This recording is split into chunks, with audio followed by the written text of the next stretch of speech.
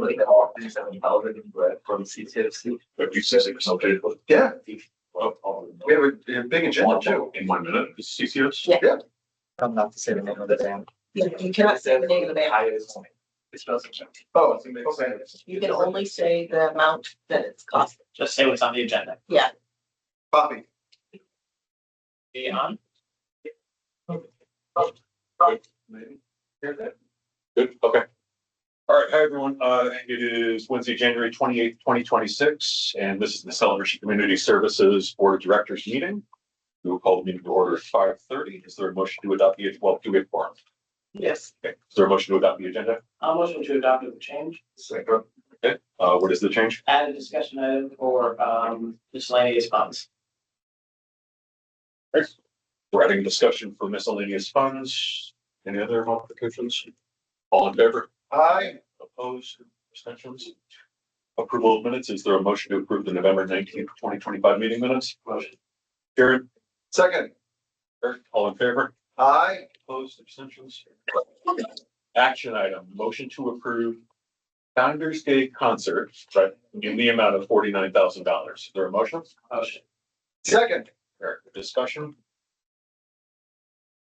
All in favor? Aye. Opposed? Got it right? Yep. Great. Okay, discussion, miscellaneous. So I'll kick this up and then if you have any questions about it, I'll kick it to Ray because he's done extensive research about this. We received a check from Bank of America in amount of $130,000, right? Ray? Yes. For CCS. Ray reached out to Bank of America, verified that funds were actually on. They were associated with one of two different business entities. We tried to research to see if we could find out what they were used for. Long story short is it was likely something that CCMC was using to collect funds, and it was not, that information was not transferred over when we took over. So because the account was inactive for so long, they closed the account and sent you the money. Ray can put some additional colors on what the two businesses were. Yeah, so we ended up calling the corporate office of US Bank. They transferred me to the accounts payable department. They confirmed that the check is legit. And I mentioned to them that we didn't have any relationship with US Bank. And they said that even though the check came from US Bank, it could have been from one of their divisions. There's two companies, one called Elan and the other one called Elabon. Elabon is a payment processing system, and Elan is provides credit card programs. And then so we thought that maybe it was related to Elabon, which is a system similar to what we're using now, Square, to process all the online payments and credit card transactions for the rentals and the events that we're collecting here. Now, we did some research. Apparently, Elabon, they can create a reserve account when processing all of these transactions just for to mitigate risk if there's like any overcharges, any refunds or any fraud. They keep those funds separate to be able to cover for those. Now, if the account goes dormant, they can close that account. They should send a notification to you 2 months prior of closing the account.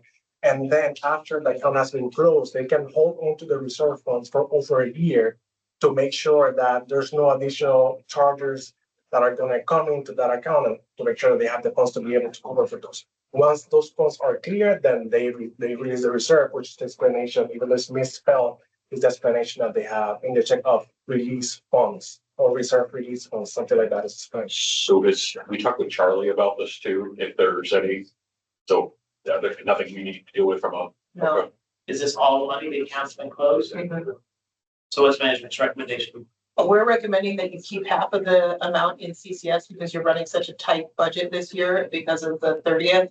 And then the other half go into CROA operating because you already have that $100 overage with the insurance premium that you're gonna have to cover on the CJC side.